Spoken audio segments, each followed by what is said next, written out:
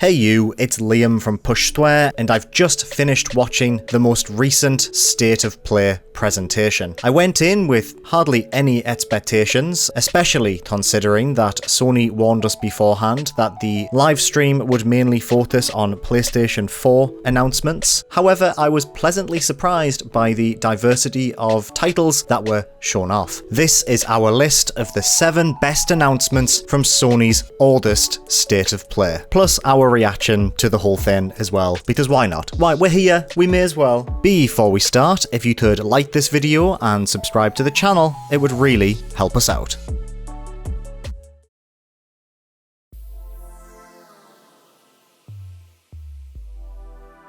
So, as I mentioned before, I went into this presentation with zero expectations. I thought Sony were just getting this out of the way before their next big PlayStation 5 reveal event, because they had third-party marketing commitments that they just wanted to sweep under the rug before the end of the month. But actually, Sony managed to deliver a quite exciting showcase that demonstrated a lot of upcoming PlayStation 4, PSVR, and even PlayStation 5 titles, with a focus on showing actual gameplay demonstrations, which I think made a huge difference. It was just so nice to sit and watch all of these titles being played in real time, so you got a better feel for what the title was actually about. They definitely showed us a lot about Godfall, but I mean, I actually forgot I was watching the presentation when that was happening. I just kind of drifted off and started thinking about BUGSNAX. Yes, it would have been nice to have a nice big juicy PlayStation 5 reveal State of Play, but I reckon we'll get that by the end of the month. I would be surprised if Sony don't have another State of Play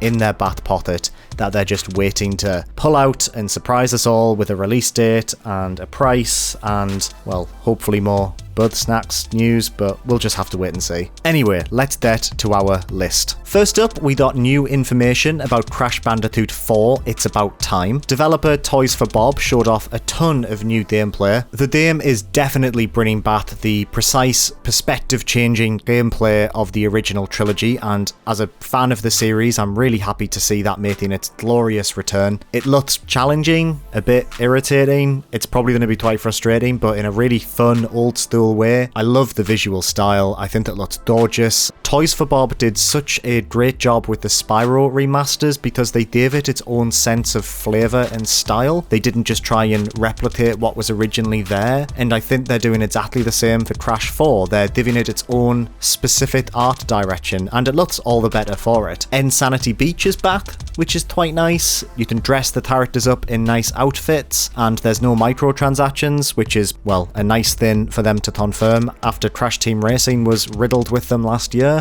Dindodile is playable. I never knew I wanted to play as Dindodile, but I guess I do, yeah, I'm up for that. And in general, it just seems so much more expressive than previous entries in both its visual style, which is definitely trying to emulate a more cartoonish appearance, and even its gameplay with its various masks that grant new abilities, and even just more variation in level design with things like grindable rails and wall running. And there's also an inverted mode which mixes up levels by introducing filters or gameplay altering mechanics. It looks fine. This doesn't. Whatever this mode is, just drop that in a bin. This looks horrible.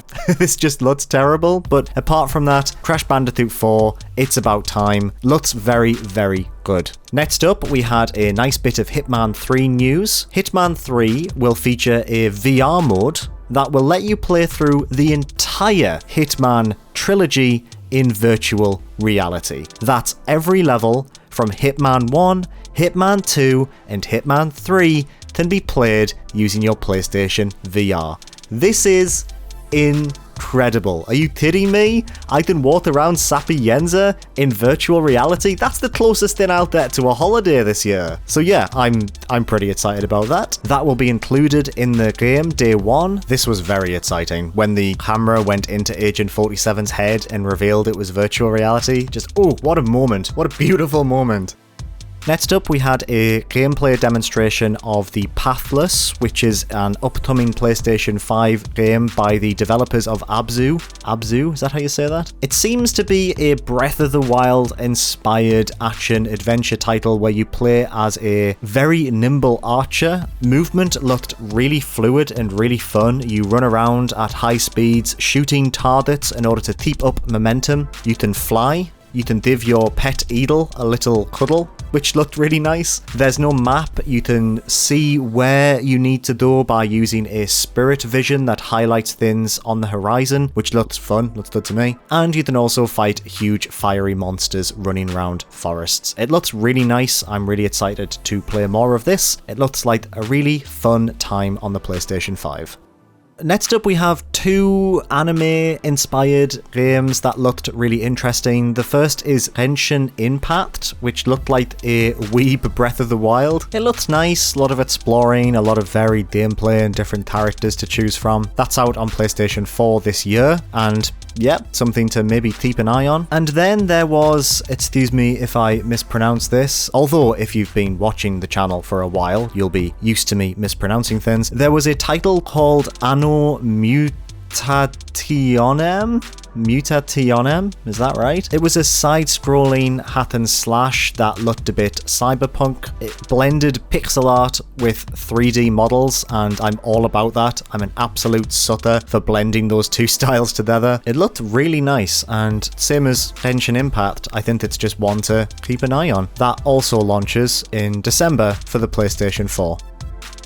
Next up, you know what we're talking about. We're talking about BUGSNAX. BUGSNAX is looking absolutely delightful. We actually saw some gameplay, and it turns out the game is a first-person adventure, I suppose. You run around, you talk to delightful Muppet-like villagers, you help them capture the titular BUGSNAX, they give you weird weapons, and the whole aim of the game is to bring everyone back to the town. There's a giant pizza moth. I don't know what else you need to know. It's out this year on PlayStation 5. I can't wait to play this. I've had the theme tune in my head since June.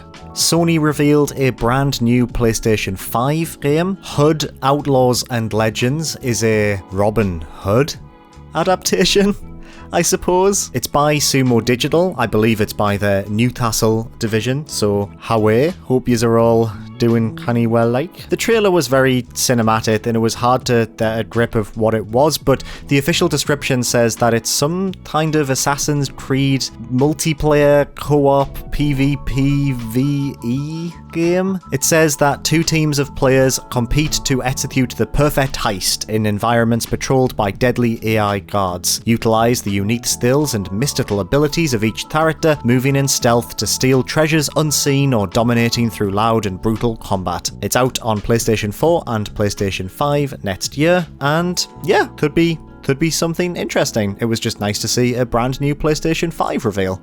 And finally, we saw a trailer for TEMTEM, which is coming to the PlayStation 5 in 2021. TEMTEM, if you haven't heard of it, is a Pokemon clone that was released on PC earlier this year. It's been received really well on the PC, and people seem to praise its light MMO-style gameplay. It looks really fun. I've been meaning to play it for a long time, but I'll definitely be giving it a try when it launches on the PlayStation 5 next year. I really don't know what else to say about this. It's literally just Pokemon. You collect monsters, you battle them, you throw them out of cards rather than balls, I think. Even the music in the trailer sounded ever so slightly like Pokemon music, as close to Pokemon music as you can do before Nintendo's lawyers break down your front door. But yeah, I'm excited. I think Pokemon should be a genre rather than a single series, and I'm very excited to play some TEMTEM. Before we wrap up, I would also like to just scream because Alan Wake is coming back in Control's new DLC, which launches towards the end of the month. I love Control and I love Alan Wake, so I'm very excited for that DLC. And also Braid is getting an anniversary edition, and as a lover of every single pretentious indie game ever released, yeah, I'm excited to play Braid, but with nicer backgrounds. Thank you, Jonathan Blow. So there we have it, the 7 best announcements from Sony's August State of Play. Did you enjoy the presentation? What were your favourite reveals? let us know in the comments below. If you enjoyed this video, please give it a like and make sure to subscribe to Push Square for everything PlayStation. Thank you, as always, for watching.